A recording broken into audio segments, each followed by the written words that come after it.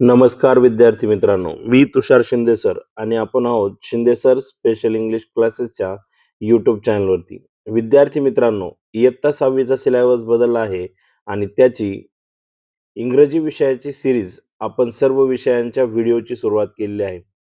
काही व्हिडिओ आपल्या चॅनलवरती पब्लिश झालेले आहेत आणि आता आपण आज 1.2 the crow and the snake या चॅप्टरची असणारी जी काही वर्कशॉप आहे ते वर्कशॉप आपण आज सोडवणार आहोत. तर विद्यार्थी मित्रांनो, पेज नंबर 3 वरती तिसऱ्या पानावरती वॉर्मिंग अपची ॲक्टिव्हिटी दिलेली आहे आणि त्याच्यामध्ये ए ॲक्टिव्हिटी जी आहे, look at the pictures and write the names of their young ones. या ठिकाणी चित्र दिलेले आहेत आणि त्या चित्रामध्ये असणारे जे फोटो आहेत त्या फोटोमध्ये असणाऱ्या प्राण्याच्या आणि पक्ष्याच्या पिलांना काय म्हणतात ते तुम्हाला लिहायचं आहे. तर पहा, त्याच्यामध्ये पहिलं जे आहे ते कॅट आहे, म्हणजे मांजर आहे आणि मांजरीच्या पिल्लाला किटन असं म्हणतात. तुम्ही या व्हिडिओवरती त्या स्लाइडवरती तुम्हाला पाहायला मिळेल की त्याचे स्पेलिंग आणि ते खाल्लेली व्यवस्थित बघून घ्यायचे, व्हिडिओला स्टॉप करायचंय आणि तुम्ही ते तुमच्या वहीमध्ये लिहून घ्यायचंय. त्याचबरोबर जर त्याचे स्क्रीनशॉट घ्यायचे असतील तर घेऊ शकता. आणि विद्यार्थी मित्रांनो, ॲक्टिव्हिटी सुरू करण्याच्या अगोदर मला तुम्हाला एक विनंती करायची आहे की जर आपण आपलं चॅनल अजून सबस्क्राईब केलेलं नसेल तर पटकन हा चॅनल सबस्क्राईब करायचा आहे आणि त्याच्या शेजारी असणारं बेल आयकॉन प्रेस करायला विसरायचं नाही, जेणेकरून तुमचे पुढचे व्हिडिओ जे असतील ते तुम्हाला पटपट तुमच्या नोटिफिकेशनमध्ये मिळून जातील. ओके. तर पहा, मांजरीच्या पिल्लाला किटन असं म्हणतात. त्याच्यानंतर पुढे आहे कुत्रा दिलाय डॉग. डॉगचं जे पिल्लू असतं त्याला पपी असं म्हणतात. त्यानंतर आहे कोंबडी म्हणजे हेन. हेन त्याच्या पिल्लाला चिक असं म्हणतात, CHICK. त्यानंतर आहे डक, बदक. बदकाच्या पिल्लाला डकलिंग असं म्हणतात, DUCKLING. त्याच्यानंतर आहे पुढे डॉंकी. त्याच्या पिल्लाला फोल, FOAL असं म्हणतात. आणि नंतर आहे टायगर. टायगरच्या पिल्लाला कब असं म्हणतात. यानंतर पुढच्या पेजवर म्हणजे पेज नंबर 4 वरती सी ही ॲक्टिव्हिटी आहे. Identify the type of the story. Okay. आणि त्या ठिकाणी दिलं द स्टोरी इज अ आणि पुढं डॅश डॅश करून दिलेलं आहे. त्याच्यानंतर दिलंय तिथं खाली 3 पर्याय दिलेले आहेत तुम्हाला. फॅन्टसी दिलंय, a story with fairy and magic. त्याच्यानंतर फेबल दिलंय, a story in which characters are animals and they act like humans. नंतर आहे factual, a story related to today's life experience. आता ही जी स्टोरी आहे या स्टोरीमध्ये आपण पाहिलं की याच्यामध्ये कावळा दिलेला आहे, त्याच्यानंतर साप दिलेला आहे, बरोबर. आणि प्राणी आहेत आणि ते प्राणी किंवा पक्षी आहेत आणि ते माणसासारखे ऍक्ट करतात. म्हणून ही जी स्टोरी आहे तर ही स्टोरी फेबल आहे. Story in which characters are animal and they act like humans. आणि ते आपल्याला काहीतरी मॉरल द्यायचं काम करतात. ओके. अशा पद्धतीने ऍक्टिव्हिटी आहे. यानंतर विद्यार्थी मित्रांनो, ऍक्टिव्हिटी डी आहे, हु सेड टू हुम. या ठिकाणी 3 कॉलमचं एक टेबल केलेलं आहे आणि त्याच्या पहिल्या भागामध्ये सेंटेन्स लिहिलेला आहे. 2 सेंटेन्सेस दिलेले आहेत आणि पुढे ब्लँक 2 कॉलम दिलेले आहेत. हु सेड आणि टू हुम असे कॉलम केलेले आहेत पुढं. ओके. तर इथं कोण कोणास म्हणालं अशी ऍक्टिव्हिटी आहे. I will soon think of something. या स्टोरीमध्ये जर तुम्ही पाहिलं तर तो जो कावळा होता तो त्याच्या बायकोला काय म्हणतो, तर थोड्याच म्हणजे मी काहीतरी विचार करतो. कशाविषयी? तर त्यांची जी पिल्लं खाल्ली होती, त्यांच्यावरती जी आपत्ती आलेली होती, त्याच्याविषयी त्याची बायको म्हणत होती, की आपण पिल्लाच्या रक्षणासाठी जागा बदलली पाहिजे. तर तो काय म्हणतो, I will soon think of something. म्हणजे लवकरच मी काहीतरी त्याविषयी विचार करतो. काही गोष्टी विचार करतो. मग the crow said to the lady crow किंवा the husband said to his wife. Okay. त्याच्यानंतर दुसरं आहे, it has become dangerous to stay here. आणि मग या ठिकाणी जेव्हा त्याची बायको म्हणते, की आता या ठिकाणी थांबणं आपल्यासाठी धोकादायक आहे. बरोबर. मग इथं जर तुम्ही पाहिलं तर lady crow said to the crow किंवा the wife said to her husband. ती जी बायको होती तिच्या नवऱ्याला म्हणते. ओके. त्याच्यानंतर पुढची ऍक्टिव्हिटी आहे activity E. Arrange the following sentences in proper order by putting numbers in the given boxes. या ठिकाणी काय केलंय तर तुम्हाला एक मिक्स ऑर्डरमध्ये या कवितेतील काही घटना दिलेल्या आहेत. म्हणजे स्टेटमेंट्स दिलेले आहेत. तुम्हाला त्यांना घटनेच्या क्रमाने लावायचं आहे. म्हणजे ही घटना कशी-कशी घडत गेली. ओके. पहिला आहे the guard chased away the cobra म्हणजे गार्ड्सनी कोब्राला हाकून लावलं, नागाला हाकून लावलं.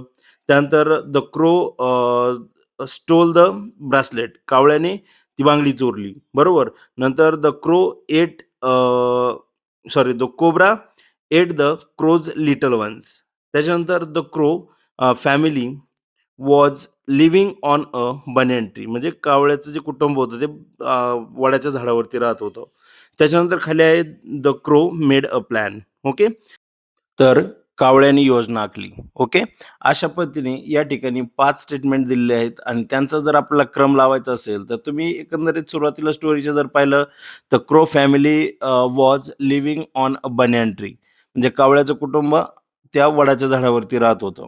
त्याच्यानंतर the cobra ate the crow's little ones कोब्राने किंवा नागाने काय केलं, तर त्या कावळ्याची पिल्लं खाल्ली. त्यानंतर जर तुम्ही पाहिलं तिसरं जे स्टेटमेंट आहे, पिल्लं खाल्ल्याच्या नंतर कावळ्याने त्याला धडा शिकवायची योजना आखली. म्हणजे the crow made a plan. Okay. आणि नंतर पुढचं जे स्टेटमेंट येईल ते त्याने योजना आखली त्याच्यानुसार the crow stole the bracelet त्याने ब्रेसलेट चोरलं आणि नंतर ते ब्रेसलेट मिळाल्याच्या नंतर त्या गार्ड्सनी काय केलं, तर तो कोब्रा त्या वडाच्या झाडावरून हाकलून जंगलामध्ये हाकलून दिला. म्हणजे लास्टचं स्टेटमेंट जे असेल तर the guards chased away the cobra. Okay. तर अशा पद्धतीने हे स्टेटमेंट अशा पद्धतीने त्यांचा क्रम लागेल. तुम्हाला या स्लाइडमध्ये मी तुम्हाला ते क्रम पण भरून देत आहे. मुलांनो तुम्हाला जर उत्तर पाहिजे असेल तर याचा तुम्ही स्क्रीनशॉट घ्यायचा आहे आणि उत्तरं तुम्ही लिहून घ्यायची किंवा तो स्टॉप करून तुम्ही लिहू शकता. ओके. विद्यार्थी मित्रांनो अजून जर चॅनलला सबस्क्राईब केलेलं नसेल तर आपला चॅनल सबस्क्राईब करून घ्या जेणेकरून तुम्हाला या सिलेबसमधील किंवा या इंग्रजीच्या पुस्तकामधील असणारे पुढचे व्हिडिओ त्याचं नोटिफिकेशन लवकरात लवकर मिळून जाईल. बेल आयकॉन प्रेस करायला विसरायचं नाही मुलांनो. त्याच्यानंतर पुढची ॲक्टिव्हिटी आहे पहा, आन्सर्स द फॉलोइंग क्वेश्चन्स. या ठिकाणी तुम्हाला खाली काय केलेले आहेत, काही प्रश्न विचारलेले आहेत आणि त्या प्रश्नांची उत्तरं द्यायची आहेत पहा. तर पहिला प्रश्न आहे, what did the crows decide म्हणजे कावळ्यांनी काय ठरवलं होतं. Okay. The crows decided that day that they would stay at a short distance to watch their nest. आता इथं असं आहे, तुम्ही कसं ओळखणार की हे उत्तर असंच कसं काय? बरोबर. तर त्या कावळ्यांनी काय ठरवलं? बरोबर. कावळा आणि कावळी. बरोबर. म्हणजे कावळा आणि त्याची मादी त्या दोघांनी ठरवलं होतं, की आपण आज घरट्यावरती लक्ष ठेवायचं आणि कावळ्याने एकट्याने प्लॅन आखला होता. म्हणजे प्लॅन असता तर त्या प्लॅनचा शब्द आला असता. ओके. तर मग या दोघांनी काय ठरवलं? क्रोज हा शब्द आलेला आहे, तर त्याचं उत्तर असेल त्या दोघांनी घरट्यावरती लक्ष ठेवायचं ठरवलं. Why did the servant scream loudly? तो जो नौकर होता, तो नौकर मोठ्याने का ओरडला? काय? तो नौकर मोठ्याने का ओरडला? ओरडला होता. त्याचं उत्तर द्यायचं तर पहा, the servant screamed loudly because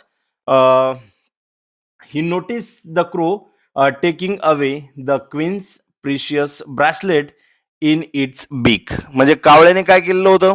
आता इट्स म्हणण्यापेक्षा हीच म्हणा. तर कावळ्याने आपल्या चोचीमध्ये राणीचा मौल्यवान असणारा जी काही बांगडी होती, बरोबर? तर मौल्यवान बांगडी त्याने उचलून नेलेली होती. हे कोणी पाहिलं? सर्व्हंटने पाहिलं आणि म्हणून त्या ठिकाणी काय काय झालंय? तर तो ओरडला होता. ओके. तर तुम्हाला स्क्रीनवरती हे प्रश्नांची उत्तरं पण दिसत असतील. तुम्ही स्टॉप करून किंवा स्क्रीनशॉट घेऊन तुम्ही त्याची उत्तरं नंतर लिहू शकता. ओके. नंतर पुढे सांगितलंय पुढचा जो प्रश्न आहे तो असा आहे, की if you were among the guards what would you have done? जर तुम्ही त्या गार्ड्समध्ये असता, म्हणजे त्या गार्ड जे होते त्याच्यापैकी तुम्ही एक गार्ड असता, तर तुम्ही काय केलं असतं?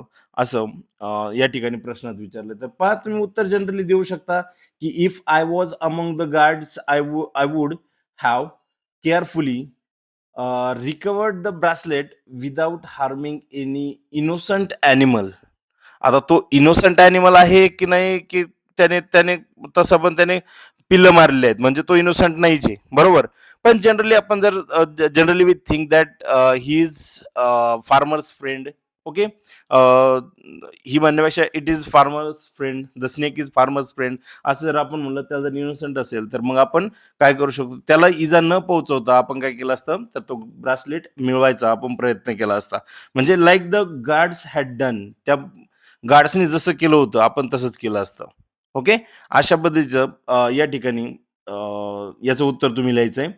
त्याच्यानंतर स्क्रीनवरती तुम्हाला पुढचा प्रश्न दिसेल, what will you do if you spot a snake inside your house? तुमच्या घरामध्ये एखादा साप तुम्हाला दिसलाय आणि मग मित्रांनो तुम्ही काय कराल?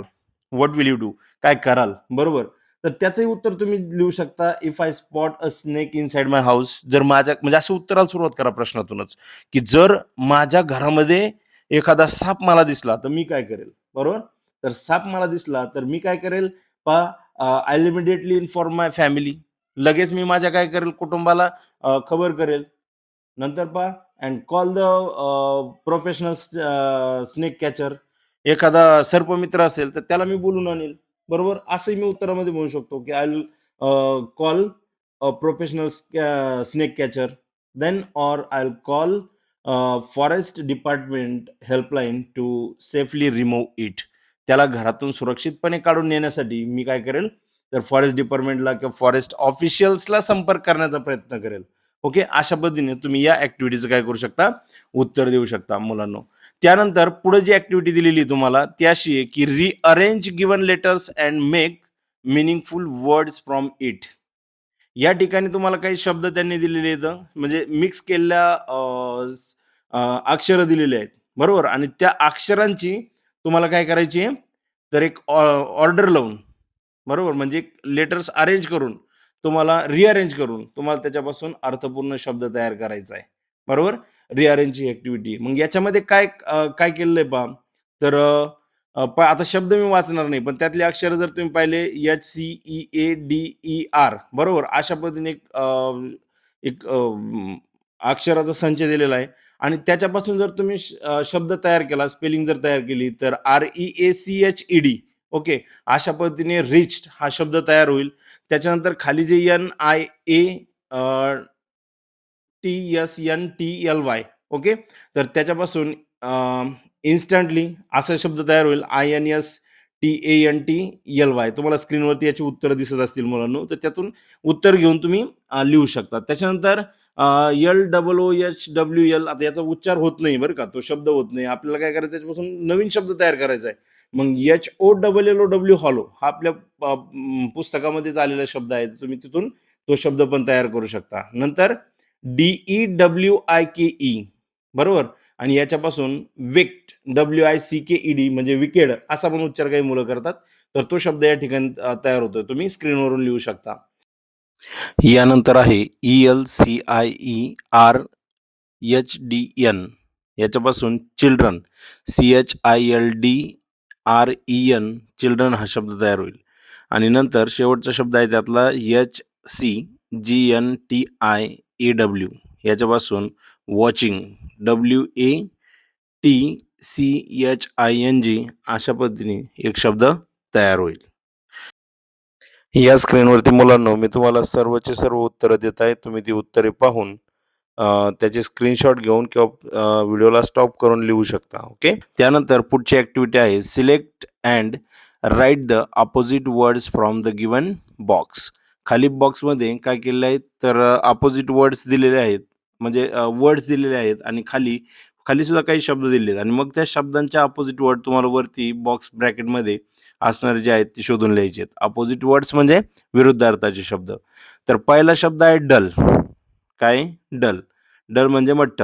बरोबर. त्याच्या विरुद्ध जो शब्द वरती आपल्याला सापडतोय तो म्हणजे क्लेवर. त्याच्यानंतर त्याच्या खाली शब्द आहे सेफ. ओके. सेफ म्हणजे सुरक्षित.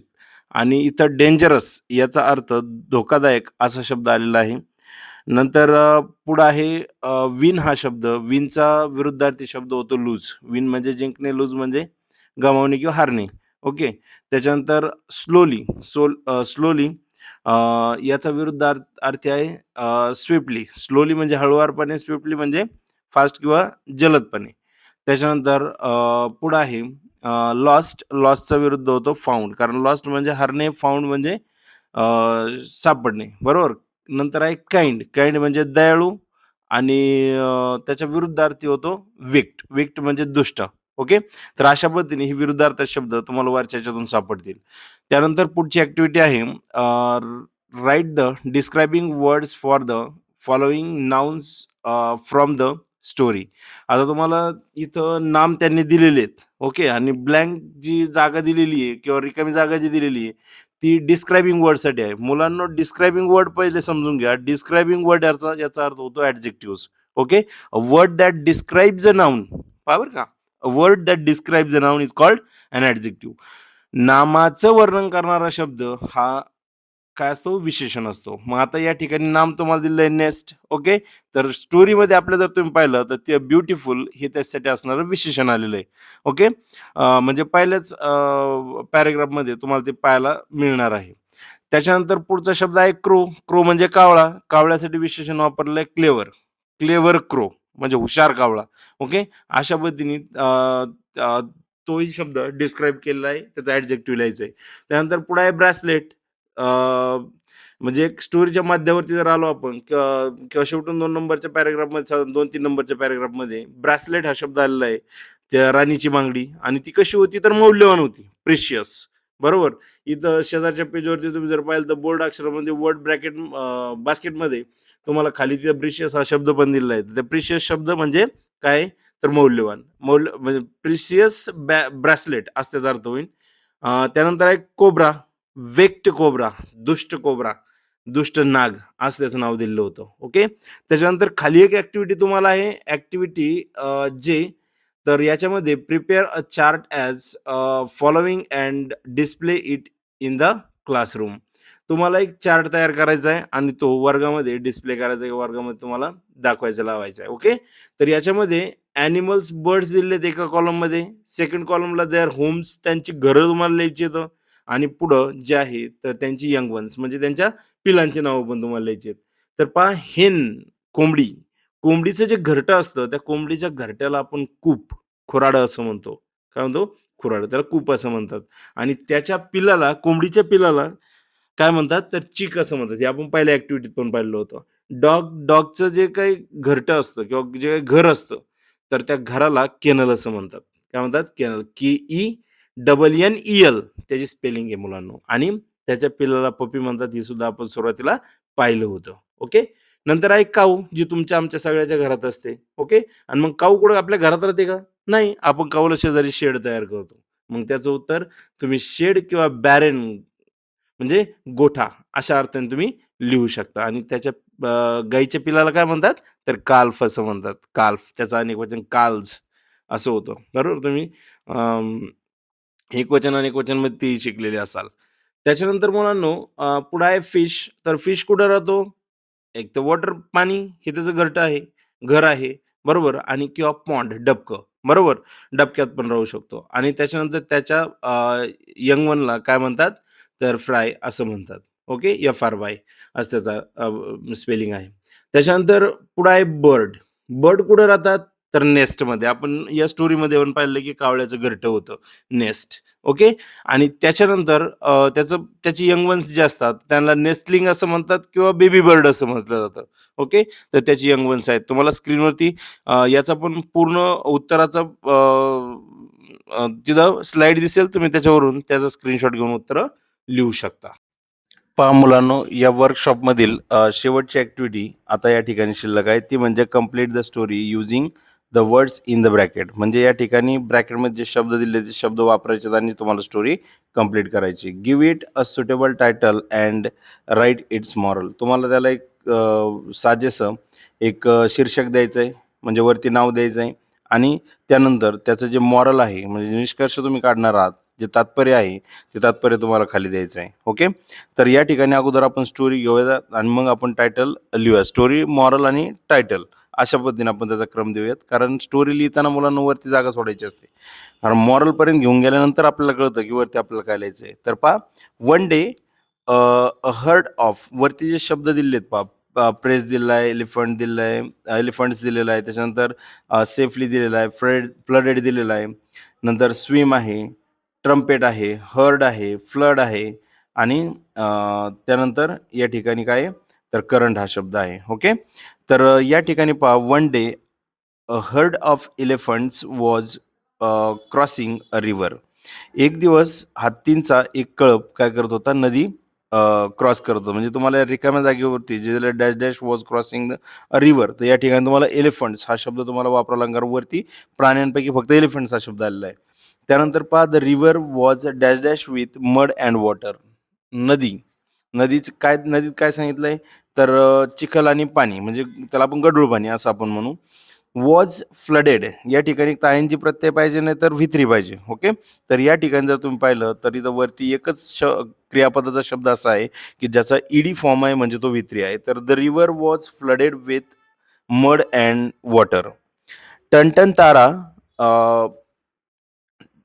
म्हणजे टॅन असं पण म्हणू शकतो मी, टनटन तारा असं पण म्हणू शकता. टॅन तारा, तारा suddenly the head elephant trumpeted loudly to let his dash dash know that there was dash dash. मग आता या ठिकाणी जर तुम्ही पाहिलं तर suddenly the herd of elephant trumpeted loudly. मग त्या ठिकाणी जो काही ग्रुपचा प्रमुख होता तो मोठ्याने ओरडला आणि त्याला काय सांगायचं होतं, to let his herd know. त्याला त्याच्या त्या कळपाला काय करायचं होतं, माहिती करून द्यायचं होतं. म्हणजे वरती हर्ड हा शब्द आलेला आहे, तुम्ही या डॅश डॅशच्या जागेवरती हर्ड हा शब्द टाकणार आहात. त्याच्यानंतर that there there was current, म्हणजे that there was dash dash, याच्यासाठी तुम्हाला तर त्या पाण्याचा प्रवाह जो आहे तो तुम्हाला त्या ठिकाणी नमूद करायचा आहे. ओके.